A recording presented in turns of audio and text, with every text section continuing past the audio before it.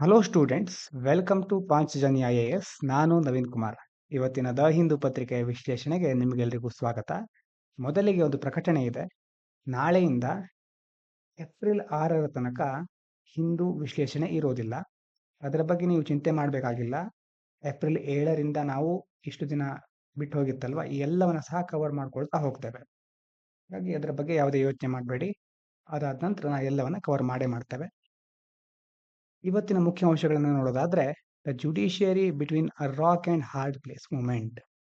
ಮೊದಲನೇದು ಜುಡಿಷಿಯರಿ ಹಾಗೂ ಗವರ್ಮೆಂಟ್, ನ್ಯಾಯಾಂಗ ವ್ಯವಸ್ಥೆ ಮತ್ತೆ ಸರ್ಕಾರದ ನಡುವೆ ಆವಾಗ ಕೆಲವೊಂದು ಸಮಸ್ಯೆಗಳು ಬರ್ತಾ ಇರುತ್ತೆ, ಕಾನ್ಫ್ಲಿಕ್ಟ್ ಆಗ್ತಾ ಇರುತ್ತೆ.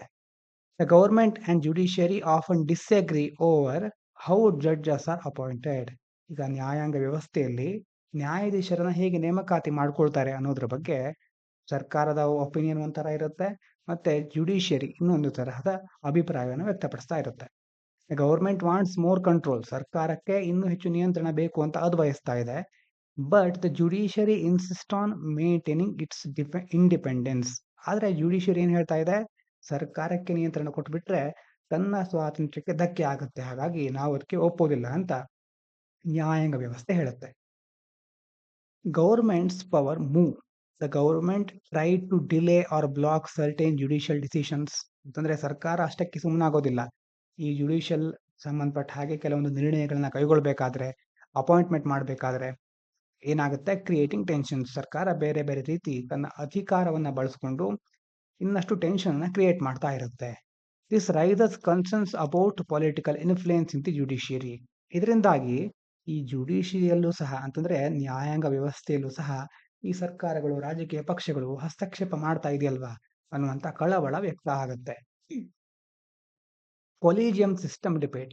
ಇನ್ನೊಂದು ಕೊಲಿಜಿಯಂ ಸಿಸ್ಟಮ್ ಬಗ್ಗೆ ನಿಮಗೆ ಗೊತ್ತಿದೆ, ನ್ಯಾಯಾಧೀಶರನ್ನ ಆಯ್ಕೆ ಮಾಡುವಂತ ವ್ಯವಸ್ಥೆ. The current system of selecting judges, ಅದಕ್ಕೆ ಕೊಲಿಜಿಯಂ ಅಂತ ಕರೀತೇವೆ. Is being criticised for being secretive and lacking transparency. ಅದರ ಬಗ್ಗೆ ಹಲವಾರು ಟೀಕೆಗಳು ಕೇಳಿ ಬರ್ತಾ ಇರುತ್ತೆ.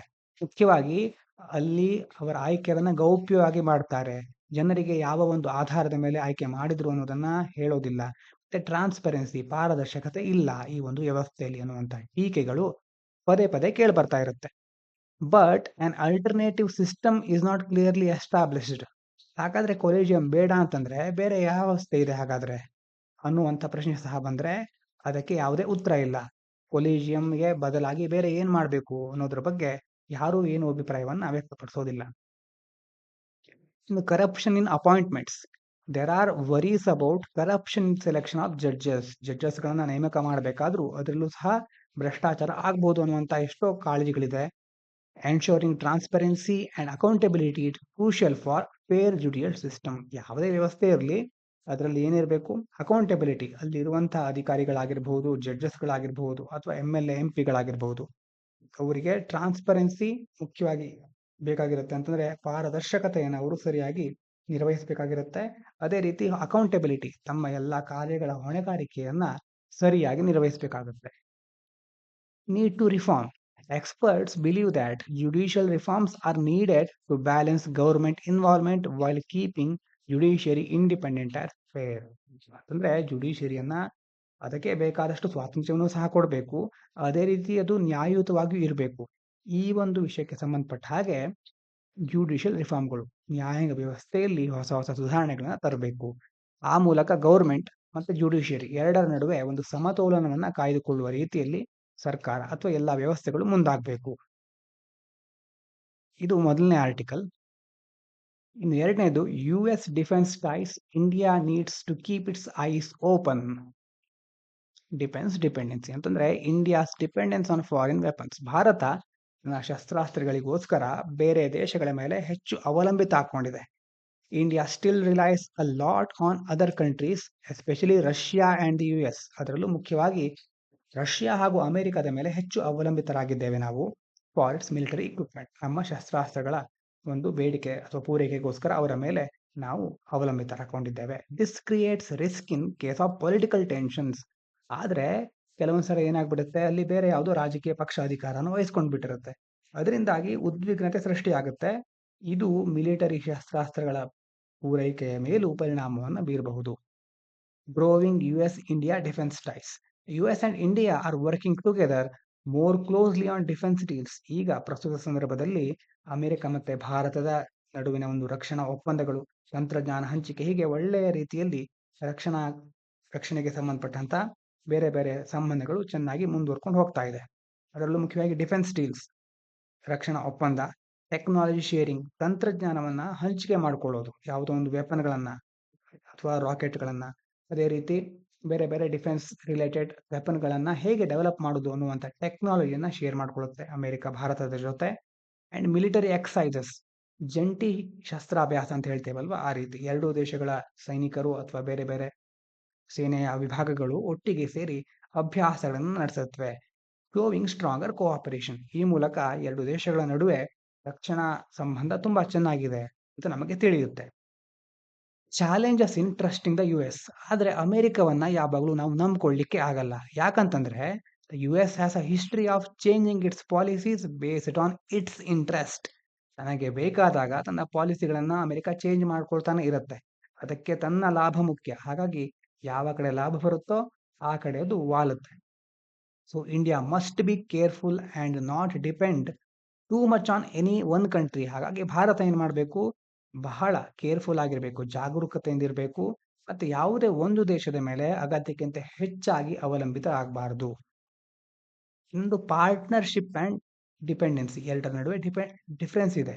India should focus on being a strong partner. ನಾವು ಪಾಲುದಾರಿಕೆಯನ್ನ ಹೆಚ್ಚಿಸ್ಕೊಳ್ಬೇಕೆ ಹೊರತು ಅವಲಂಬನೆಯನ್ನು ಹೆಚ್ಚು ಮಾಡ್ಕೊಳ್ಬಾರ್ದು ಅಮೆರಿಕದ ಜೊತೆ ಬೇರೆ ಬೇರೆ ವಿಷಯಗಳಲ್ಲಿ.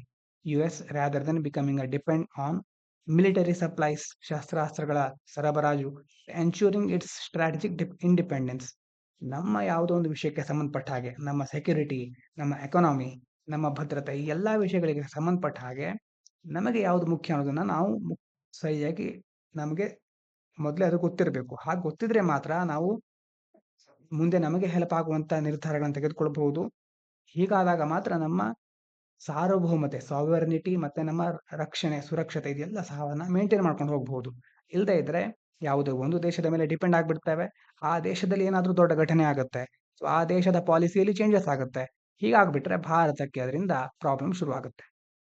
ಅದಕ್ಕೋಸ್ಕರ ಪಾರ್ಟ್ನರ್ಶಿಪ್ ಅನ್ನ ಹೆಚ್ಚಿಸಿಕೊಳ್ಬೇಕು ಅಂತಂದ್ರೆ ಪಾಲುದಾರಿಕೆಯನ್ನು ಹೆಚ್ಚು ಮಾಡ್ಕೊಳ್ಬೇಕೆ ಹೊರತು ಡಿಪೆಂಡೆನ್ಸಿಯನ್ನಲ್ಲ. ಇನ್ನು ಫೈನಲ್ ಆಗಿ ಎಲ್ಲ ಕಡೆ ಈ ಪಾಯಿಂಟ್ ಅನ್ನ ಹೇಳ್ತಾನೆ ಇರ್ತೇವೆ, need for self reliance, Atmanirbhar Bharat, ಸ್ವಾವಲಂಬನೆಯನ್ನು ಹೆಚ್ಚಿಸಿಕೊಳ್ಳುವುದು. India must continue strengthening its own defence manufacturing capabilities to reduce reliance on foreign nations and maintain its autonomy in global politics. ಭಾರತ ಏನ್ ಮಾಡಬೇಕು, ವಿದೇಶಿ ರಾಷ್ಟ್ರಗಳ ಮೇಲಿನ ಅವಲಂಬನೆಯನ್ನ ಕಡಿಮೆ ಮಾಡಿಕೊಳ್ಳಿಕ್ಕೆ ತನ್ನದೇ ಆದಂತಹ ರಕ್ಷಣಾ ಉತ್ಪಾದನಾ ಸಾಮರ್ಥ್ಯ, ಬೇರೆ ಬೇರೆ ವೆಪನ್ಗಳನ್ನ ತಾನೇ ಡೆವಲಪ್ ಮಾಡೋದು, ತಾನೇ ಅದನ್ನ ಹೊಸದಾಗಿ ನಮ್ಮ ದೇಶದಲ್ಲಿ ಅದನ್ನ ತಯಾರು ಮಾಡುವಂತ ಸಾಮರ್ಥ್ಯವನ್ನ ಹೆಚ್ಚು ಮಾಡ್ಕೊಳ್ಬೇಕು. ಆಗ ನಾವು ಏನ್ ಮಾಡಬಹುದು, ಬೇರೆ ದೇಶಗಳ ಮೇಲಿನ ಡಿಪೆಂಡೆನ್ಸಿ ಕಡಿಮೆ ಮಾಡಿಕೊಂಡು ನಮ್ಮದೇ ಆದ ಸ್ವಾಯತ್ತತೆಯನ್ನ ನಾವು ಇಂಡಿಪೆಂಡೆಂಟ್ ಆಗಿ ಮುಂದಿನ ದಿನಗಳಲ್ಲಿ ಜಾಗತಿಕ ಮಟ್ಟದಲ್ಲಿ ಒಂದು ಶಕ್ತಿಯಾಗಿ ಮುಂದುವರಿಯಬಹುದು. ಇದಾದ ನಂತರ ಕೆಳಗಡೆ ಬ್ಯಾಕ್ ಡೋರ್ ಸೆನ್ಸರ್ ಮತ್ತೆ ಈ ಕಡೆ ವುಮೆನ್ ಅನ್ಬೌಂಡ್ ಅಂತ ಎರಡು ಚಿಕ್ಕ ಆರ್ಟಿಕಲ್ಗಳಿದೆ. ಇದರಲ್ಲಿ ಮೊದಲನೇದು ಗವರ್ಮೆಂಟ್ ಅಂಡ್ ಆನ್ಲೈನ್ ಕಂಟೆಂಟ್, ಇದರ ಬಗ್ಗೆ ಸಂಬಂಧಪಟ್ಟಿದ್ದು. Government control over online content, ಅಂತರ್ಜಾಲದಲ್ಲಿ ಬರುವ ಬೇರೆ ಬೇರೆ ಮಾಹಿತಿಗಳು ಮತ್ತೆ ಕಂಟೆಂಟ್ಗಳಿರುತ್ತಲ್ವಾ, ಅದರ ಬಗ್ಗೆ the Indian government has set up a system. ಒಂದು ಸಂವಾದ್ ಪೋರ್ಟಲ್ ಅನ್ನುವಂತಹ ಒಂದು ಪೋರ್ಟಲ್ ಅನ್ನ ಸರ್ಕಾರ ಸೆಟ್ ಮಾಡಿದೆ. That can be used to control and remove online content. ಯಾವುದಕ್ಕೋಸ್ಕರ ಅದಿರೋದು, ಈ ಒಂದು ಆನ್ಲೈನ್ ಕಂಟೆಂಟ್ ಗಳನ್ನ ಕಂಟ್ರೋಲ್ ಮಾಡ್ಲಿಕ್ಕೆ ಮತ್ತೆ ಅದನ್ನ ರಿಮೂವ್ ಮಾಡ್ಲಿಕ್ಕೆ. Which raises concerns about free speech, ನಮ್ಮ right to free speech and expression ಇದೆಯಲ್ವಾ, ಅಭಿವ್ಯಕ್ತಿ ಸ್ವಾತಂತ್ರ್ಯ, ಅದಕ್ಕೆ ಇದು ಧಕ್ಕೆನ ತರಬಹುದು ಅಂತ ಹಲವಾರು ತಜ್ಞರು ಹೇಳ್ತಾ ಇರ್ತಾರೆ. Concerns about censorship, social media platforms are being pressured to follow government rules. ಎಷ್ಟೋ ಬೇರೆ ಬೇರೆ ಸಾಮಾಜಿಕ ಮಾಧ್ಯಮಗಳಿಗೆ ನೀವು ಸರ್ಕಾರದ ನಿಯಮಗಳನ್ನ ಪಾಲಿಸಲೇಬೇಕು ಅಂತ ಒತ್ತಾಯವನ್ನ ಹೇರ್ತಾರೆ. Which might lead to unfair blocking of post without proper legal checks. ಸರಿಯಾಗಿ ಅದನ್ನ ಕಾನೂನು ಪರಿಶೀಲನೆ ಮಾಡದೆ ಬ್ಲಾಕ್ ಮಾಡಿಬಿಡೋದು ಅಥವಾ ಪೋಸ್ಟ್ಗಳನ್ನ ನಿರ್ಬಂಧಿಸೋದು, ಹೀಗೆ ಸರ್ಕಾರ ತನಗೆ ಇಷ್ಟ ಇಲ್ಲದೆ ಇರೋದನ್ನ ಬ್ಲಾಕ್ ಮಾಡುವಂತ ಸಾಧ್ಯತೆಯೂ ಸಹ ಇರುತ್ತೆ ಇದರಿಂದ. Legal issues with section 69A of IT act. IT act ನಲ್ಲಿ ಒಂದು ಸೆಕ್ಷನ್ 69A ಇದೆ. This law allows the government to remove online content for security reasons. ಈ ಲಾದ ಅಡಿಯಲ್ಲಿ ಯಾವುದೊಂದು ಸರ್ಕಾರ ಭದ್ರತಾ ಕಾರಣವನ್ನು ಕೊಟ್ಟು ಆನ್ಲೈನ್ ಕಂಟೆಂಟ್ಗಳನ್ನ ತೆಗೆದು ಹಾಕಲಿಕ್ಕೆ ಇದರ ಅಡಿಯಲ್ಲಿ ಅನುಮತಿ ಇದೆ. But it should be used carefully with proper safeguard to avoid misuse. ಆದ್ರೆ ಸರ್ಕಾರ ಈ ಒಂದು ಅವಕಾಶ ಇದೆ ಅಂತ ಹೇಗೆ ಬೇಕೋ ಹಾಗೆ ಅದನ್ನು ಯೂಸ್ ಮಾಡ್ಕೊಳ್ಬಾರ್ದು. ಸರಿಯಾದ ಕಾರಣ ಕೊಟ್ಟು ಸರಿಯಾದ ವಿಷಯಗಳಿಗೆ ಮಾತ್ರ ಅದನ್ನ ಯೂಸ್ ಮಾಡ್ಕೊಳ್ಬೇಕು. ಮಿಸ್ಯೂಸ್ ಆಗದೆ ಇರೋ ತರ ನೋಡ್ಕೋಬೇಕು. ಲ್ಯಾಕ್ ಆಫ್ ಟ್ರಾನ್ಸ್ಪರೆನ್ಸಿ, ಪಾರದರ್ಶಕತೆ ಇಲ್ಲ. Decisions to block content are often made secretly. ಯಾವ ರೀತಿ ಯಾವ ವಿಷಯಕ್ಕೋಸ್ಕರ ಕಂಟೆಂಟ್ಗಳನ್ನ ಬ್ಲಾಕ್ ಮಾಡ್ತಾರೆ ಅನ್ನೋದನ್ನ ಹೊರಗಡೆ ಜನರಿಗೆ ಬಹಿರಂಗ ಪಡಿಸೋದಿಲ್ಲ. ಸೀಕ್ರೆಟ್ ಆಗಿ ಗೌಪ್ಯತೆಯಿಂದ ಅದನ್ನ ಮಾಡ್ತಾರೆ.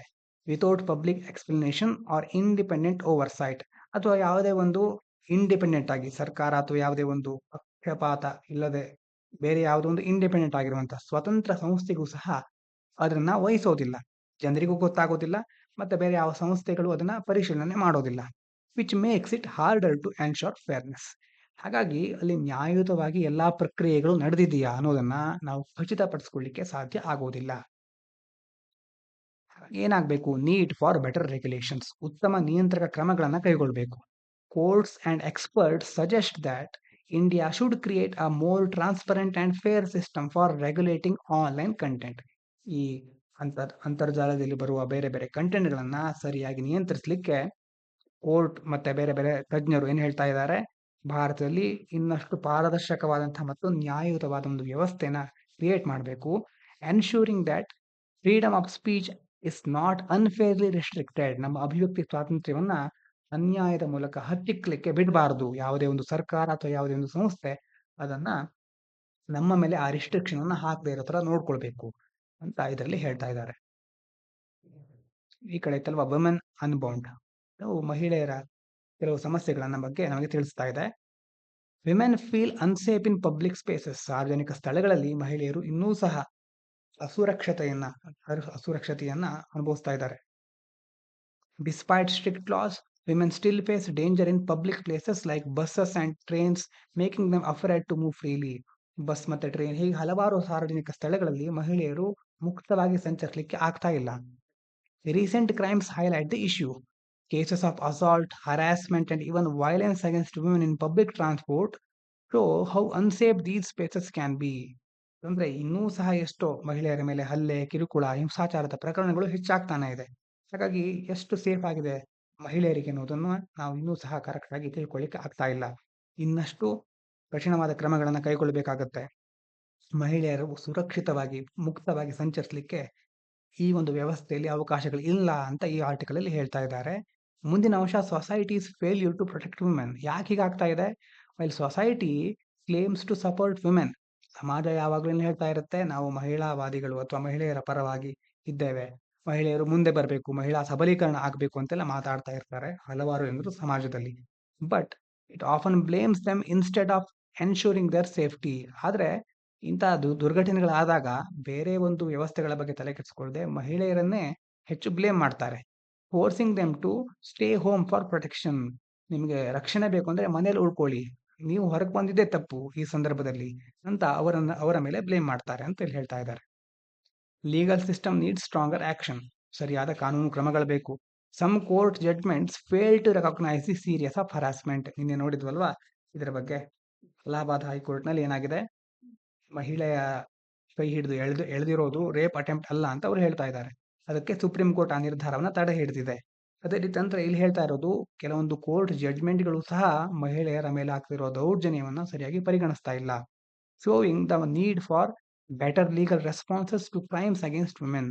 ಹಾಗಾಗಿ ಸರ್ಕಾರ ಮತ್ತೆ ನ್ಯಾಯ ವ್ಯವಸ್ಥೆ ಈ ಎಲ್ಲಾ ವಿಭಾಗಗಳು ಮಹಿಳೆಯರಿಗೆ ಆಗ್ತಾ ಇರುವಂತಹ ದೌರ್ಜನ್ಯಕ್ಕೆ ಸರಿಯಾಗಿ ಸ್ಪಂದಿಸಬೇಕು. Urgent need for safer public spaces. ಮುಖ್ಯವಾಗಿ police authorities and society must work together. Police ಇರಬಹುದು, ಬೇರೆ ಬೇರೆ ಅಧಿಕಾರಿಗಳು ಮತ್ತೆ ಸಮಾಜ, ಎಲ್ಲ ವ್ಯವಸ್ಥೆಗಳು ಒಟ್ಟಾಗಿ ಸೇರ್ಕೊಂಡು ಕಾರ್ಯನಿರ್ವಹಿಸಬೇಕು. To make public spaces truly safe so that women can move freely without fear. ಮಹಿಳೆಯರು ಯಾವುದೇ ಭಯ ಇಲ್ಲದೆ ಸುರಕ್ಷಿತವಾಗಿ ಸಂಚರಿಸಲಿಕ್ಕೆ, ವಾಸ ಮಾಡಲಿಕ್ಕೆ ಅವಕಾಶ ಮಾಡಿಕೊಡ್ಬೇಕು. ಅದಕ್ಕೋಸ್ಕರ ಎಲ್ಲ ಸಮಾಜದ ಎಲ್ಲಾ ಭಾಗಗಳು ಅದಕ್ಕೋಸ್ಕರ ಹೆಚ್ಚು ಕೆಲಸ ಮಾಡಬೇಕು. ಒಟ್ಟಾಗಿ ಸೇರಿಕೊಂಡು ಹೊಸ ಹೊಸ ಕ್ರಮಗಳನ್ನ, ಯೋಜನೆಗಳನ್ನ ಜಾರಿಗೊಳಿಸಬೇಕು. ಈ ಕಡೆ ಇದೆಯಲ್ವಾ? Should the free movement regime between India and Myanmar remain? Bharat ಮತ್ತೆ ಮ್ಯಾನ್ಮಾರ್‌ಗೆ ಸಂಬಂಧಪಟ್ಟ ಹಾಗೆ ಕೆಲವು ಅಂಶಗಳನ್ನ ಕೊಟ್ಟಿದ್ದಾರೆ. India plans to end free movement with Myanmar. Indian government wants to stop free movement regime. ಅಂದ್ರೆ ಭಾರತ ಸರ್ಕಾರ ಮುಕ್ತ ಸಂಚಾರ ಆಡಳಿತ ಅಂತ ಇತ್ತು. ಭಾರತ ಮತ್ತೆ ಮ್ಯಾನ್ಮಾರ್ ಜೊತೆ ಅದನ್ನ ಎಂಡ್ ಮಾಡ್ಲಿಕ್ಕೆ ಈಗ ಯೋಚನೆ ಮಾಡ್ತಾ ಇದೆ. ಏನ್ ಮಾಡ್ತಿದ್ರು ಅದರಲ್ಲಿ? Which currently allows people to cross the India Myanmar border without visa. ಈ ಫ್ರೀ ಮೂವ್‌ಮೆಂಟ್ ರೆಜಿಮ್ ಅಂತ ಹೇಳಿದ್ವಲ್ವಾ? ಇದರ ಅಡಿಯಲ್ಲಿ ಭಾರತದಿಂದ ಮಯನ್ಮಾರ್‌ಗೆ ಹೋಗ್ಲಿಕ್ಕೆ ಯಾವುದೇ ವೀಸಾ ಬೇಕಾಗಿರ್ಲಿಲ್ಲ. Concerns about security and illegal activities. ಆದ್ರೆ ಕೆಲವೊಂದು ಸಮಸ್ಯೆಗಳಿದೆ. The government believes that free movement is being misused for smuggling. ಕಳ್ಳ ಸಾಗಣೆಗೋಸ್ಕರ, ಇಲ್ಲೀಗಲ್ ಇಮಿಗ್ರೇಷನ್, ಅಕ್ರಮ ವಲಸೆ, ಮತ್ತೆ ಸೆಕ್ಯೂರಿಟಿ ಥ್ರೆಟ್ಸ್, ಭದ್ರತಾ ಬೆದರಿಕೆಗಳು ಬರ್ತಾ ಇರುತ್ತೆ. ಇದರಿಂದಾಗಿ leading it to its decision to tighten border control. ಈ ಎಲ್ಲ ಸಮಸ್ಯೆಗಳು ಇರೋದ್ರಿಂದ ಸರ್ಕಾರ ಈ ಗಡಿ ನಿಯಂತ್ರಣವನ್ನ ಇನ್ನಷ್ಟು ಬಿಗಿಗೊಳಿಸಲಿಕ್ಕೆ ಯೋಚನೆ ಮಾಡ್ತಾ ಇದೆ. ಅದೇ ರೀತಿ impact on local tribes. Many tribes live on both sides of the border. Bharat Myanmar ಗಡಿಯಲ್ಲಿ ಈ ಕಡೆನೂ ಸಹ ಎಷ್ಟೋ ಟ್ರೈಬಲ್ ಪೀಪಲ್ಗಳಿದ್ದಾರೆ, ಬುಡಕಟ್ಟು ಜನಾಂಗದವರು ಇದ್ದಾರೆ, ಈ ಕಡೆ ಸಹ ಇದ್ದಾರೆ. Ending free movement May create problems for these communities. ಈಗ ಒಂದ್ ವೇಳೆ ಫ್ರೀ ಮೂವ್‌ಮೆಂಟ್ ಅನ್ನ ರಿಸ್ಟ್ರಿಕ್ಟ್ ಮಾಡಿಬಿಟ್ರೆ ಈ ಕಮ್ಯುನಿಟಿಗಳಿಗೆ ತುಂಬಾ ಸಮಸ್ಯೆಗಳು ಆಗಬಹುದು. Strategic importance of the border. ಅದೇ ರೀತಿ ಕಾರ್ಯತಂತ್ರಕ್ಕೆ ಸಂಬಂಧಪಟ್ಟ ಹಾಗೆ ಬಾರ್ಡರ್ ಯಾಕೆ ಮುಖ್ಯ? India's relationship with Myanmar is crucial for trade, security and regional stability. ವಾಣಿಜ್ಯಕ್ಕೋಸ್ಕರ, ಭದ್ರತೆಗೋಸ್ಕರ ಮತ್ತೆ ಪ್ರಾದೇಶಿಕ ಸ್ಥಿರತೆಗೋಸ್ಕರ ಈ ಒಂದು ಬಾರ್ಡರ್ ತುಂಬಾ ಮುಖ್ಯ. ಭಾರತ ಮತ್ತೆ ಮ್ಯಾನ್ಮಾರ್ ಸಂಬಂಧಗಳಲ್ಲಿ ಈ ಬಾರ್ಡರ್ ಪ್ರಮುಖ ಪಾತ್ರವನ್ನು ವಹಿಸುತ್ತೆ. So any decision must balance security concerns with diplomatic and economic interest. ಹಾಗಾದ್ರೆ ಯಾವುದೇ ನಿರ್ಧಾರವನ್ನು ತೆಗೆದುಕೊಳ್ಬೇಕಾದ್ರೂ ಅದು ಸೆಕ್ಯೂರಿಟಿ ಕನ್ಸರ್ನ್ಗಳು, ಭದ್ರತೆಗೆ ಸಂಬಂಧಪಟ್ಟಂತಹ ಕಾಳಜಿಗಳನ್ನ, ಮತ್ತೆ ರಾಜತಾಂತ್ರಿಕತೆ, ಅದೇ ರೀತಿ ನಮ್ಮ ಆರ್ಥಿಕ ಆದ್ಯತೆಗಳಿಗೆ ಸಹ ಮಹತ್ವವನ್ನು ಕೊಟ್ಟಿರಬೇಕು. ಎಲ್ಲವನ್ನ ಸಮದೋಗಿಸ್ಕೊಂಡು ಹೋಗ್ಬೇಕು. Debate over fencing the border. ಅದೇ ರೀತಿ ಕೆಲವರು ಗಡಿಗೆ ಬೇಲಿ ಹಾಕೋದ್ರ ಬಗ್ಗೆ ಡಿಸ್ಕಸ್ ಮಾಡ್ತಾ ಇರ್ತಾರೆ. Some experts argue that completely fencing the India Myanmar border is not practical. Complete ಆಗಿ ಅದಕ್ಕೆ ಬೇಲಿ ಹಾಕೋದು ಅಷ್ಟೇನು ಪ್ರಾಯೋಗಿಕವಾದಂತಹ ಒಂದು ಕ್ರಮ ಅಲ್ಲ. ಅಷ್ಟು ಸರಿಯಾಗಿ ಮಾಡ್ಲಿಕ್ಕೆ ಆಗದೆ ಇರಬಹುದು. Due to the rough terrain. ಅಲ್ಲಿನ ಭೂಮಿ ಬಹಳಷ್ಟು ರಫ್ ಆಗಿದೆ, ಒರಟಾಗಿದೆ. And deep cultural connection between the people on both sides. ಎರಡೂ ಕಡೆ ಇರುವಂತಹ ಜನರ ನಡುವೆ ಆಳವಾದ ಸಾಂಸ್ಕೃತಿಕ ಸಂಬಂಧಗಳಿದೆ. ಹಾಗಾಗಿ ಬೇಲಿ ಹಾಕಿಬಿಟ್ರೆ ಅದೊಂದು ನೆಗೆಟಿವ್ ನೆಗೆಟಿವ್ ಪರ್ಸೆಪ್ಷನ್ ಕೊಟ್ಬಿಡುತ್ತೆ.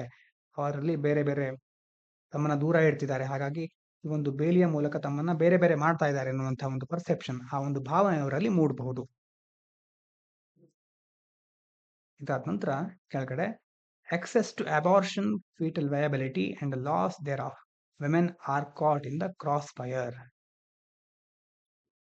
ಗರ್ಭಪಾತಕ್ಕೆ ಸಂಬಂಧಪಟ್ಟ ಹಾಗೆ ಒಂದು ಆರ್ಟಿಕಲ್ ಇದೆ. Abortion is often a necessity not a choice. ಎಷ್ಟೋ ಸಾರಿ ಗರ್ಭಪಾತ ಆಯ್ಕೆ ಆಗಿರಲ್ಲ, ಅನಿವಾರ್ಯ ಆಗಿರುತ್ತೆ. ಯಾಕಂತಂದ್ರೆ many women do not see abortion as a part of family planning but as an urgent need due to health, financial or personal reasons. ಅಂತಂದ್ರೆ ಗರ್ಭಪಾತವನ್ನು ಕೇವಲ ಕುಟುಂಬ ಯೋಜನೆಯ ಭಾಗವನ್ನಾಗಿ ನೋಡದೆ ಅವರ ಆರೋಗ್ಯಕ್ಕೆ ಸಂಬಂಧಪಟ್ಟ ಹಾಗೆ ಅಥವಾ ಆರ್ಥಿಕವಾಗಿ ಏನಾದರೂ ಪ್ರಾಬ್ಲಮ್ ಇರಬಹುದು, ವೈಯಕ್ತಿಕ ಕಾರಣಗಳಿರಬಹುದು. ಹೀಗಾಗಿ ಅವರು ಗರ್ಭಪಾತ ಮಾಡ್ಕೊಳ್ಳಿಕ್ಕೆ ಹೊರಡಬಹುದು. ಸಮಸ್ಯೆ ಏನು? Legal restrictions create difficulties.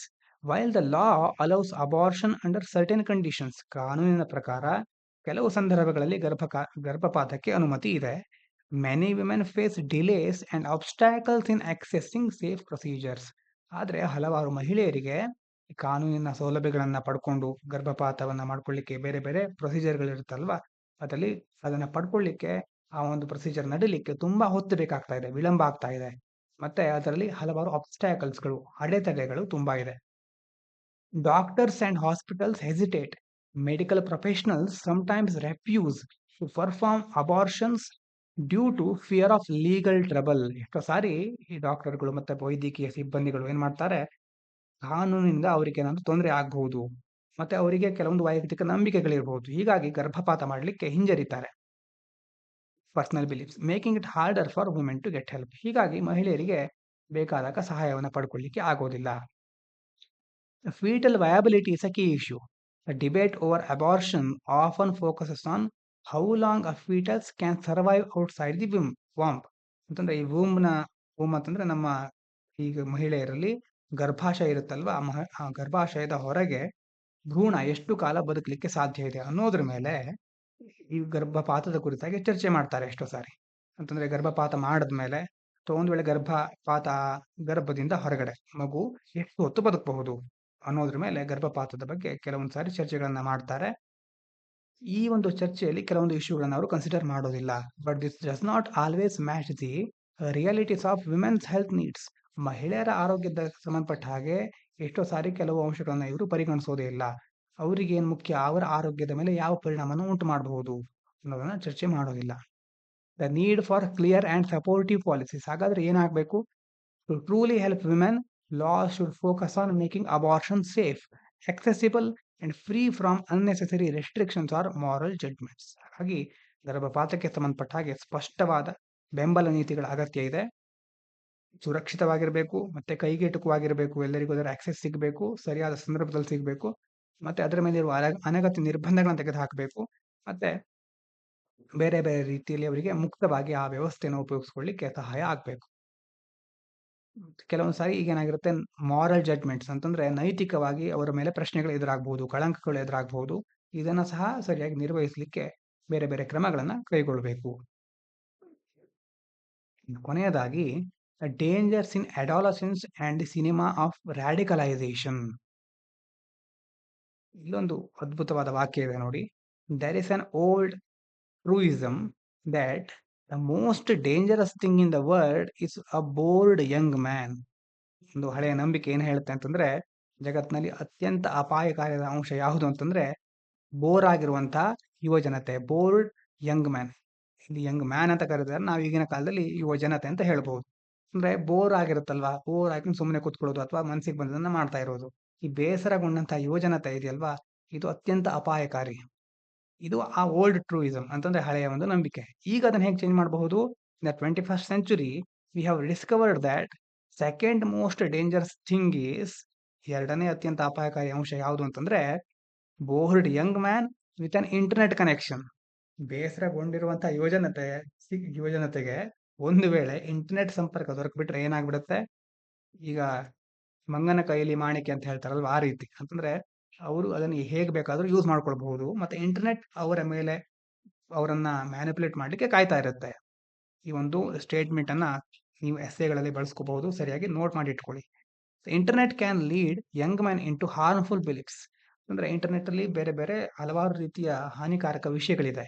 Lonely boy watching videos online can slowly get pulled into extreme ideas. ಒಬ್ಬ ಹುಡುಗ ಏನ್ ಮಾಡ್ಬೋದು, ಆ ಒಂದು ಆನ್ಲೈನ್ ವಿಡಿಯೋಗಳನ್ನ ನೋಡೋದ್ರ ಮೂಲಕ ಮಿಸೋಜಿನಿ, ಕಾನ್ಸ್ಪಿರಸಿ ಥಿಯರೀಸ್ ಮತ್ತೆ ತೀವ್ರವಾದಂತಹ ಕೆಲವು ಸಿದ್ಧಾಂತಗಳು, ಸ್ತ್ರೀ ದ್ವೇಷಕ್ಕೆ ಸಂಬಂಧಪಟ್ಟ ಹಾಗೆ ಹಲವಾರು ರೀತಿಯ ಅವನ ಮೇಲೆ, ಅವನ ಮನಸ್ಸಿನಲ್ಲೇ ಬೇರೆ ಬೇರೆ ಮಾರ್ಪಾಡುಗಳಾಗಬಹುದು, ಅವನಲ್ಲಿ ದ್ವೇಷದ ಭಾವನೆ ಹೆಚ್ಚಬಹುದು. Movies meant to warn about toxic masculinity are misunderstood. ಈಗ ಕೆಲವೊಂದು ಫಿಲ್ಮ್ಗಳಿದೆ, like Fight Club and Joker. ಫಿಲ್ಮ್ಗಳಲ್ಲಿ ಏನಾಗಿದೆ, ಮಾಸ್ಕ್ಯುಲಿನಿಟಿ ಅಂತಂದ್ರೆ ಪುರುಷತ್ವದ ಬಗ್ಗೆ ಅತಿಯಾಗಿ ಬಿಂಬಿಸ್ತಾರೆ. Suppose to show the dangers of violence and ego.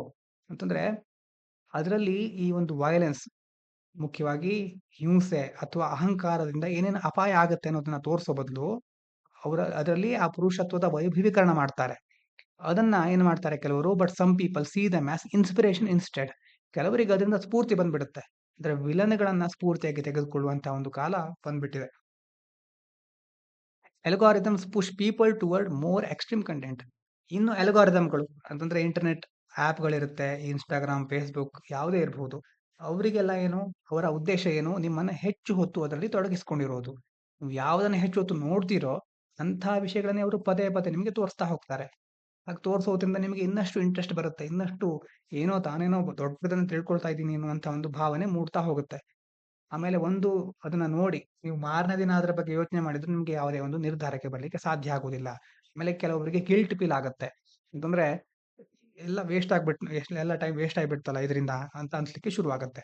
ಸಮ್ಒನ್ watches one video about manhood or dating truths, internet keeps showing them more extreme versions of the same ideas. ಆ ಒಂದು internet ಏನ್ ಮಾಡುತ್ತೆ, ಅಲ್ಗೋರಿದಮ್ ಪದೇ ಪದೇ ಅಂತಹ ವಿಚಾರಗಳನ್ನೇ ಮತ್ತೆ ತೋರಿಸ್ತಾ ಹೋಗುತ್ತೆ. ಇನ್ನು ಆನ್‌ಲೈನ್ ಗ್ರೂಪ್ಸ್‌ಗಳಿರುತ್ತೆ. Online groups fuel anger and resentment. Some internet spaces tell young men that their problems are caused by society or women. ಕೆಲವರಿಗೆ ಏನ್ ಅನ್ಸ್ತಾ ಇರುತ್ತೆ ಅಂತಂದ್ರೆ, ಏನೇನ್ ಸಮಾಜದ ಸಮಸ್ಯೆಗಳಾಗ್ತಾ ಇದೆಯಲ್ಲ, ಹೆಚ್ಚಾಗಿ ಆಗ್ತಾ ಇರೋದು ಈ ಒಂದು ಸೊಸೈಟಿಯಲ್ಲಿ ಇರುವಂತ ಬೇರೆ ಬೇರೆ ಗುಂಪುಗಳಿಂದ ಮತ್ತೆ ಮಹಿಳೆಯರಿಂದ ಅಂತ ಅವರಿಗೆ ಹೆಚ್ಚು ಮ್ಯಾನಿಪುಲೇಟ್ ಮಾಡ್ತಾ ಇರ್ತಾರೆ ಒಂದು ಇಂಟರ್ನೆಟ್ ಅಲ್ಲಿ. Making them feel like they must fight back. ಈ ಎಲ್ಲಾ ಒಂದು ವಿಭಾಗದ ವಿರುದ್ಧ, ಸಮಾಜದ ಎಲ್ಲದರ ವಿರುದ್ಧ ನಾನು ಹೋರಾಡಬೇಕು. ಇಡೀ ವ್ಯವಸ್ಥೆನೇ ನಿರ್ಮೂಲನೆ ಮಾಡಬೇಕು ಅನ್ನುವಂತಹ ಒಂದು ದೊಡ್ಡ ಆಶಾಭಾವನೆಯಲ್ಲಿ ಅವರಿರ್ತಾರೆ. ಆದ್ರೆ ನಿಜವಾಗಲೂ ಅವರು ತಮ್ಮ ವಾಸ್ತವವನ್ನ ಅರ್ಥನೇ ಮಾಡ್ಕೊಳ್ಳೋದಿಲ್ಲ. People don't realise they are being manipulated. ತನ್ನ ಮಾರ್ಪಾಡು ಮಾಡ್ತಾ ಇದ್ದಾರೆ ಇಂಟರ್ನೆಟ್ ಅವರು ಅಂತ ಗೊತ್ತಾಗೋದಿಲ್ಲ. Many boys who fall into these beliefs think they are becoming stronger. ಇವರಿಗೇನ್ ಅನ್ಸ್ತಾ ಇರುತ್ತೆ, ಇಂಟರ್ನೆಟ್ ನೋಡ್ತಾ ನೋಡ್ತಾ ನಾವೇನೋ ದೊಡ್ಡ ಬಲಶಾಲಿಗಳಾಗ್ತಾ ಇದ್ದೇವೆ. ಇದು ಕೆಲವೊಂದು ವಿಡಿಯೋಗಳಲ್ಲಿ ಬರುತ್ತಲ್ಲ, ಕಣ್ಣಿಂದೆಲ್ಲ ಬೆಳಕು ಹೊರಡುತ್ತೆ, ಸಿಗ್ಮಾ ರೂಲ್ ಅಂತ ಬರುತ್ತೆ. ಈಗ ಹಲವು ಹೊಸ ಹೊಸ ರೂಲ್‌ಗಳು ಬರ್ತಾ ಇರುತ್ತೆ. ಅದನ್ನ ನೋಡಿ ನಾನು ಇನ್ನು ದೊಡ್ಡ ಸೂಪರ್ ಮ್ಯಾನ್ ಆಗ್ಬಿಟ್ಟೆ, ಇನ್ನು ಜಗತ್ತು ನನ್ನ ಅಡಿಯಲ್ಲಿ ಬಂದ್ಬಿಡುತ್ತೆ ಅಂತೆಲ್ಲ ಅಂದ್ಕೊಳ್ಳಿಕ್ಕೆ ಶುರು ಮಾಡ್ಬಿಡ್ತಾರೆ. But they are actually being tracked into anger and hatred. ಅದು ನಿಜವಾಗ್ಲೂ ಆಗ್ತಾ ಇರೋದೇನು, ಅವರನ್ನ ಕೋಪ ಮತ್ತೆ ದ್ವೇಷದ ಬಲೆಯಲ್ಲಿ ಬೀಳಿಸ್ತಾ ಇದ್ದಾರೆ ಹೊರತು ಯಾವ ಶಕ್ತಿನೂ ವೃದ್ಧಿ ಆಗ್ತಾ ಇರೋದಿಲ್ಲ. ಜಗತ್ತಿನಲ್ಲಿ ಯಾವ ದೊಡ್ಡ ಬದಲಾವಣೆಗಳು ಅದರಿಂದ ಅವ್ರು ಮುಂದೆ ಹೋಗಿ ಮಾಡ್ಲಿಕ್ಕೆ ಆಗೋದಿಲ್ಲ. ಯಾಕಂತಂದ್ರೆ ಅವ್ರು ಫೋಕಸ್ ಮಾಡ್ತಾ ಇರೋದು ನೆಗೆಟಿವಿಟಿ ಮೇಲೆ. ನೆಗೆಟಿವಿಟಿಯಿಂದ ಪಾಸಿಟಿವ್ ಆಗಿರೋದನ್ನ ಏನೂ ಸೃಷ್ಟಿ ಮಾಡ್ಲಿಕ್ಕೆ ಆಗೋದಿಲ್ಲ. ಅದನ್ನ ಅವರು ಹೇಗೆ ಕನ್ಸ್ಟ್ರಕ್ಟಿವ್ ಆಗಿ ಯೂಸ್ ಮಾಡ್ಕೊಳ್ತಾರೆ ಅನ್ನೋದ್ರ ಮೇಲೆ ಅವರ ಭವಿಷ್ಯ ನಿಂತ್ಕೊಂಡಿರುತ್ತೆ. ಹಾಗೆ ಒಳ್ಳೆಯ ವಿಷಯಗಳನ್ನ ನೋಡ್ತಾ ಇದ್ದ ಹಾಗೆ ನಾವು ಒಳ್ಳೆಯ ದಿಕ್ಕಿನೆಡೆಗೆ ಸಾಗ್ತಾ ಇರ್ತೇವೆ. ಹಾಗೆ ಇಂಟರ್ನೆಟ್ ಯೂಸ್ ಮಾಡ್ಕೊಳ್ಬೇಕಾದ್ರೆ ನಾವು ಅತ್ಯಂತ ಜಾಗರೂಕರಾಗಿರ್ಬೇಕು ಅಂತ ಈ ಆರ್ಟಿಕಲ್ ಅಲ್ಲಿ ಹೇಳ್ತಾ ಇದ್ದಾರೆ. ಇವಿಷ್ಟು ಮುಖ್ಯವಾದ ಆರ್ಟಿಕಲ್‌ಗಳು. ವೊಕ್ಯಾಬ್ಯುಲರಿ ನೋಡೋದಾದ್ರೆ, Rahul handled the difficult situation with a great fineness.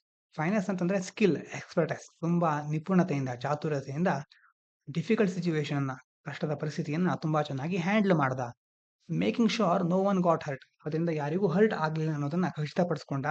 However his friend Amit, ಅವನ ಫ್ರೆಂಡ್ ಅಮಿತ್ ಏನು, found a vestige of an old argument and started thinking about it again. Vestige ಅಂತಂದ್ರೆ ಹಳೇದು ಯಾವುದೋ ಒಂದು ಘಟನೆ ಆಗಿತ್ತು. ಅದ್ರಲ್ಲೇನೋ ಅವನಿಗೆ ಬೇಜಾರಾಗಿದ್ದಾನೆ. ಮತ್ತೆ ಮತ್ತೆ ಅವನು ಯೋಚನೆ ಮಾಡ್ಲಿಕ್ಕೆ ಸ್ಟಾರ್ಟ್ ಮಾಡ್ದ. ಯಾರು, ಅವನ friend Amit. He began to ruminate over the past mistake. Ruminate ಅಂತಂದ್ರೆ ಥಿಂಕ್ ಡೀಪ್ಲಿ. ಹಳೆ ಯಾವುದು ತಪ್ಪಾಗಿದ್ದನ್ನ ಮತ್ತೆ ಡೀಪ್ ಆಗಿ ಥಿಂಕ್ ಮಾಡ್ತಾ ಇರೋದು. Making himself more upset. ಹಾಗೆ ಥಿಂಕ್ ಮಾಡ್ತಾ ಇರೋದ್ರಿಂದ ಏನಾಯ್ತು, ಇನ್ನಷ್ಟು ಅಪ್ಸೆಟ್ ಆದ ಅವನು. Soon he became livid with anger. Livid ಅಂತಂದ್ರೆ ಎಕ್ಸ್ಟ್ರೀಮ್ಲಿ ಆಂಗ್ರಿ, ಫ್ಯೂರಿಯಸ್. ತುಂಬಾ ಕೋಪಗೊಳ್ಳೋದು. ಹೆಚ್ಚು ಕೋಪ ಬರ್ಲಿಕ್ಕೆ ಸ್ಟಾರ್ಟ್ ಆಯ್ತು. Shouting at everyone. ಎಲ್ಲರ ಹತ್ರನೂ ಕೂಗ್ಲಿಕ್ಕೆ ಸ್ಟಾರ್ಟ್ ಮಾಡ್ದ. The argument did not even pertain. Pertain ಅಂತಂದ್ರೆ related to, be connected with. Pertain to the present situation. ಅವನ ವಾದ ಇದೆಯಲ್ವಾ, ಈಗಿನ ಒಂದು ಪ್ರೆಸೆಂಟ್ ಸಿಚುವೇಶನ್ಗೆ ಸಂಬಂಧನೇ ಇರಲಿಲ್ಲ. ಏನೇನೋ ಮಾತಾಡ್ತಾ ಇದ್ದ. But Amit couldn't let it go. ಆದ್ರೆ ಅವನಿಗೆ ಅದನ್ನ ಅಂದ್ರೆ ಲೆಟ್ ಇಟ್ ಗೋ ಅದನ್ನ ಬಿಟ್ಟು ಹೊರಗೆ ಬರ್ಲಿಕ್ಕೆ ಆಗ್ಲೇ ಇಲ್ಲ. ಮುಖ್ಯವಾಗಿ ಇದನ್ನ ಎಲ್ಲ ವರ್ಡ್ಸ್ಗಳನ್ನ ಸರಿಯಾಗಿ ನೋಡ್ಕೊಳ್ಳಿ. ಇದಾದ್ಮೇಲೆ some Buddhist rock cut caves. ನಿನ್ನೆಯ ಪ್ರಶ್ನೆ, called chaityas and others are called viharas. What is the difference ಅಂತ ಕೇಳಿದ್ವಿ. Chaitya is a place of worship, while vihara is the dwelling place of monks. ಅದಕ್ಕೆ ಉತ್ತರ. ಇವತ್ತಿನ question, which one of the following pairs of islands is separated from each other by 10 degree channel? Andaman Nicobar, Nicobar Sumatra, Maldives Lakshadweep, Sumatra and Java. ಇದಕ್ಕೆ ಉತ್ತರವನ್ನ ತಿಳ್ಕೊಂಡು comment ಮಾಡಿ. Mains question, conflict between the judiciary and the government over judicial appointments raises concerns about transparency, accountability, and judicial independence. Critically examine the collegium system and suggest reforms to ensure a balance between judicial autonomy and executive oversight. Question ಅನ್ನ ಇನ್ನೊಂದ್ಸಾರಿ ಅರ್ಥ ಮಾಡ್ಕೊಂಡು answer writing ಅನ್ನ practice ಮಾಡಿ. ಮೊದಲಿಗೆ ಈ ವಿಷಯವನ್ನ ಚರ್ಚೆ ಮಾಡಿದ್ವಿ. ಥಿಂಕ್ ಕ್ವಶನ್, ನಿಮಗೆ ಯೋಚನೆ ಮಾಡ್ಲಿಕ್ಕೋಸ್ಕರ ಒಂದು ಕ್ವಶನ್ ಇದೆ. If you had the power to alter one significant historical event. ಎಷ್ಟೋ ಐತಿಹಾಸಿಕ ಘಟನೆಗಳಾಗಿದೆ. ಒಂದು ಐತಿಹಾಸಿಕ ಘಟನೆ ದೊಡ್ಡ ಪರಿಣಾಮವನ್ನು ಉಂಟು ಮಾಡಬಹುದು. ಎಲ್ಲ ಘಟನೆಗಳ ನಡುವೆ which event would you choose to change and why? ನಿಮಗೊಂದು ವೇಳೆ ಒಂದು ಶಕ್ತಿ ಇದೆ ಅಂತಾದ್ರೆ ಯಾವ ಒಂದು ಘಟನೆಯನ್ನ ಬದಲಾಯಿಸಲಿಕ್ಕೆ ಇಷ್ಟಪಡ್ತೀರಾ? ಅಥವಾ ನೀವು ಶಕ್ತಿ ಇದೆಯೋ ಇಲ್ವೋ, ಅಥವಾ ಯಾವ ಘಟನೆಯಲ್ಲಿ ಸ್ವಲ್ಪ ಸಣ್ಣ ಚೇಂಜಸ್ ಆಗಿದ್ರು ಇತಿಹಾಸ ಬೇರೆನೆ ಆಗ್ತಾ ಇತ್ತು ಅಂತ ನಿಮ್ಗೆ ಅನಿಸ್ತಾ ಇರುತ್ತೆ. How do you think this change would impact the present world? ಆ ಘಟನೆಯಿಂದಾಗಿ ಒಂದು ವೇಳೆ ನೀವು ಆ ಘಟನೆಯಲ್ಲಿ ಸ್ವಲ್ಪ ಚೇಂಜ್ ಮಾಡಿದ್ರೆ ಇವತ್ತಿನ ಜಗತ್ತು ಹೇಗಿರ್ತಾ ಇತ್ತು ಅನ್ನೋದ್ರ ಬಗ್ಗೆ ಯೋಚನೆ ಮಾಡಿ ಅಥವಾ ಕಮೆಂಟ್ ಮಾಡಿದ್ರು ಒಳ್ಳೇದು.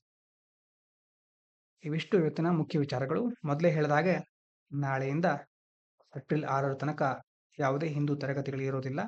7ರಿಂದ ನಾವು ಇಷ್ಟು ದಿನಗಳ ಈ ಒಂದು ದಿನಗಳಲ್ಲಿ ಏನೇನಿರುತ್ತಲ್ವೋ ಅದೆಲ್ಲವನ್ನ ಕವರ್ ಮಾಡ್ತಾನೆ ಇರ್ತೇವೆ. ಅದ್ರ ಬಗ್ಗೆ ಯಾವುದೇ ಯೋಚನೆ ಮಾಡಬೇಕಾಗಿಲ್ಲ. ಹಾಗಾಗಿ ಈ ಎಲ್ಲ ಹಾಲಿಡೇಸ್ಗಳ ನಂತರ ಸಿಗೋಣ. ಚೆನ್ನಾಗಿ ಓದ್ಕೊಳ್ಳಿ. ಈ ವರ್ಷ ಪ್ರಿಲಿಮ್ಸ್ ಇರೋರು ಹೆಚ್ಚಾಗಿ PYQ, ಸ್ಟ್ಯಾಟಿಕ್, ಕರೆಂಟ್ ಅಫೇರ್ಸ್ ಎಲ್ಲವನ್ನ ಕವರ್ ಮಾಡ್ಕೊಳ್ಳಿ, ರಿವೈಸ್ ಮಾಡಿ. ಅದೇ ರೀತಿ ಈ ವರ್ಷ ಪ್ರಿಲಿಮ್ಸ್ ಬರೆಯದೇ ಇರೋರು ನಿಮ್ಮ ಫಂಡಮೆಂಟಲ್ಸ್ಗಳನ್ನ ಪಾಲಿಟಿ, ಎಕಾನಮಿ ಮತ್ತೆ ಬೇರೆ ಬೇರೆ ವಿಷಯಗಳನ್ನ ಇನ್ನಷ್ಟು ಚೆನ್ನಾಗಿ ರಿವೈಸ್ ಮಾಡಿ. ಅದಾದ ನಂತರ ಮುಂದೆ ಯುಗಾದಿ ಬರ್ತಾ ಇದೆ ಹಾಗೂ ರಂಜಾನ್ ಬರ್ತಾ ಇದೆ. 2 ಹಬ್ಬಗಳ ಶುಭಾಶಯಗಳು. ಎಲ್ಲರಿಗೂ ಒಳ್ಳೆಯದಾಗಲಿ. Thank you. ಇದು ಪಾಂಚಜನ್ಯ IAS.